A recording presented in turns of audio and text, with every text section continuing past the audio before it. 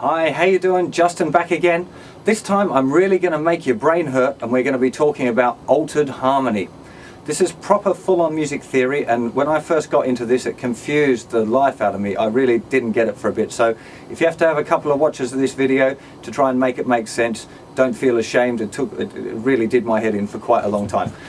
But I think I've got quite a nice way of explaining that will make kind of sense to you, and a little bit of it's going to be written, so I'm going to film myself writing it down and talking you through what I'm doing. The first thing you need to understand is a bit about what altered harmony is. So there's a few different types of chords that can fall under altered harmony. Basically any chord that's been changed away from its regular diatonic self, i.e. it's got a sharp 5 or a flat 9 or a sharp 9 or a flat 5 or a flat 13 would be considered an altered chord. But what we're dealing here with specifically today is altered dominant chords, which are functioning 5 chords. So 5 chords going to the 1, in case you haven't been listening from the last video properly. And when a 5 chord is functioning, you can alter the chord by adding either a flat 5, a sharp 5, a flat 9 or a sharp 9 to that chord to give it more tension, which will resolve when it gets to the 1 chord. Now it's really important that you get that. So this stuff only applies to functioning dominant chords, and the key notes to remember here are flat 5, sharp 5, flat 9 and sharp 9.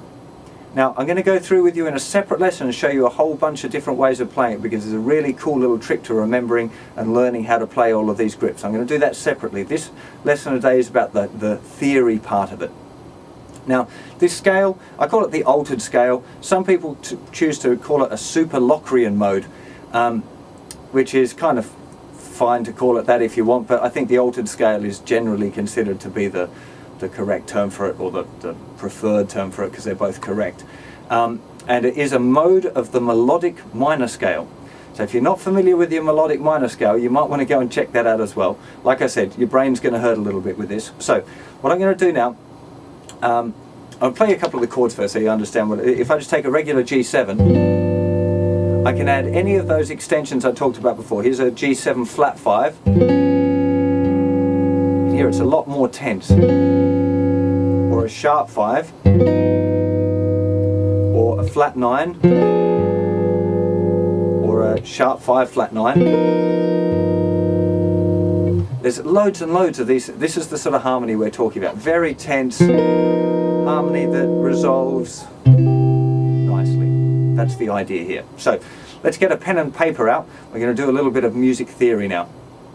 Okay, here we go, people. Get ready for some brain strain. So we're dealing with the altered scale, and I'm going to be building this off a G7 chord, so you can do the kind of a theory maths for yourself quite quickly, I hope. So first of all, we're going to start with our G7 chord tones, except for the 5th of the chord, for a reason that you'll see later. So we're going to start off with our chord tones here. We're going to have G, which is the root note. We're going to have B, which is the 3rd of the chord. We're going to have D missed out. D would be the 5th of the chord. And we're going to have F, which is the flat 7. Now the reason we're leaving out the 5th of the chord is because the 5th is one of our altered notes. So the altered notes that we've got that we can think about is a flat 5, a sharp 5, a flat 9 and a sharp 9. There are altered notes. They're the notes that you use when you're altering a chord. Now if we look now at these different notes and we add them into our G7, we're going to start off with the flat 9, which in this case, if you think G is the root, A would be the 2nd or the 9th, so a flat 9 will be A flat, and that would be the flat 9. If we now look at the sharp 9, we would have, of course, A sharp, which will be the sharp 9. Following me so far, I hope? Then we're looking at a flat 5. Now a flat 5, hopefully you know the 5, the 5th note of the G major scale is the note D, so a flat 5 will be a D flat, and a sharp 5 will be a D sharp.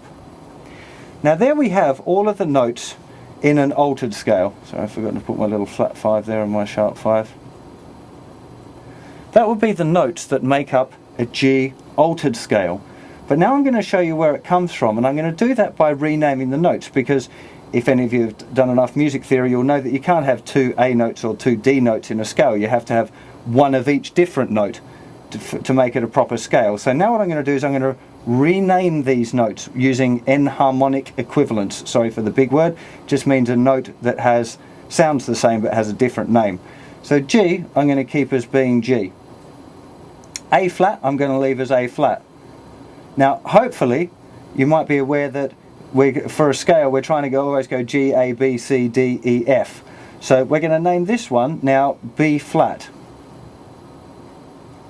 because A sharp and B flat are the same. But now we've got a B. Now hopefully some of you are thinking, how can we rename a B so it's a C something? Well, that will be C flat. So C flat and B are the same thing. As we know, we're now at D flat.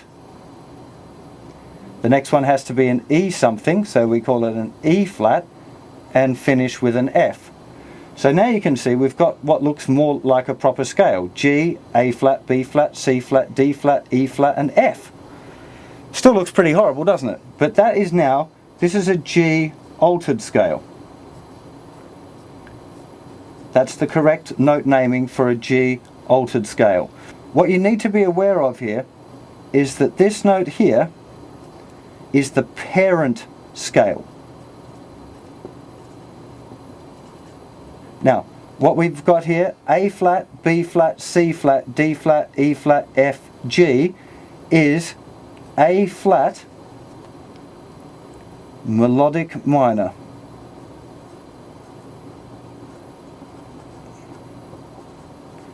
So really what we're dealing with here is the 7th mode of A flat melodic minor scale equals G altered scale.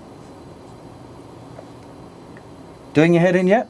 You might have to watch that a couple of times. Just remember the steps. It's worth doing this yourself in a couple of other keys as well, so you understand. Pick here the chord B flat 7 and work out what the root, remember the order, we worked out the root, the 3rd and the flat 7 of G7.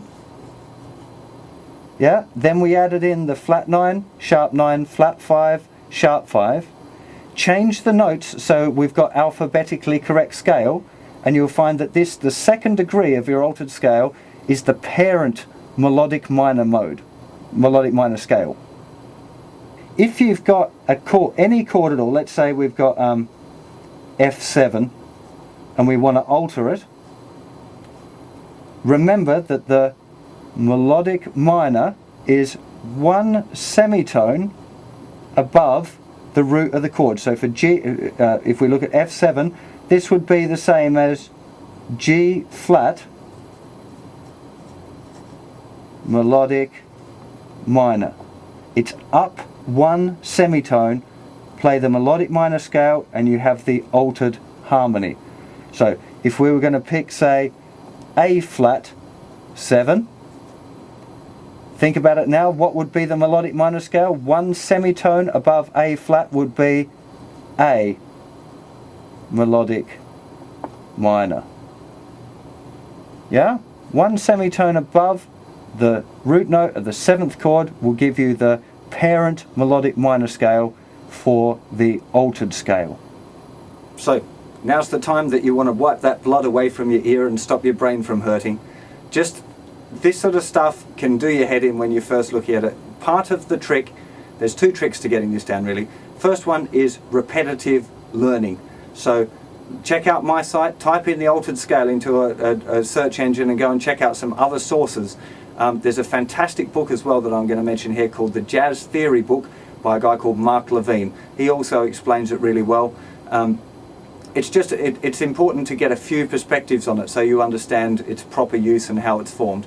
The other thing that I think that, well, it helped me the most was doing it.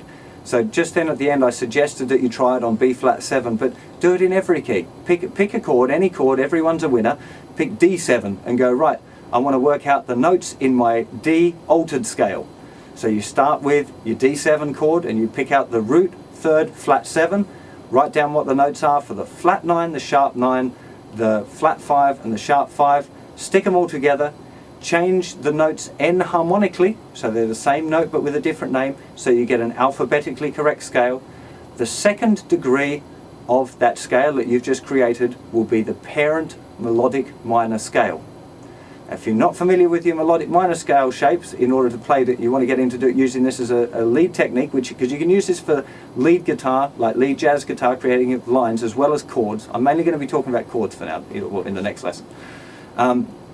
But you might want to use it for lead lines as well. And it's really important that you understand that, because as soon as you start transcribing any Charlie Parker or Wes Montgomery or whatever, you need to be checking out what they're playing. When they're doing a solo, how are they getting those sounds? So if you transcribe it and you look at the notes, you go, oh yeah, they're using the altered notes. Right, oh, that's an altered lick. That's kind of the process that you should be thinking of. So in the next lesson, I'm going to show you how to use some altered chords, how to create all of those altered shapes. It's pretty simple if you do it the right way. So stay tuned for the next lesson. Yeah, apologies if I've hurt your head at all. I understand, I'm with you guys. And it can be a bit tough, but stick with it. It's well worth it. In a few stages time, when you're using your 251s and they're sounding really slick, you'll be a really happy chappy. So see you for another lesson sometime very, very soon. Bye bye.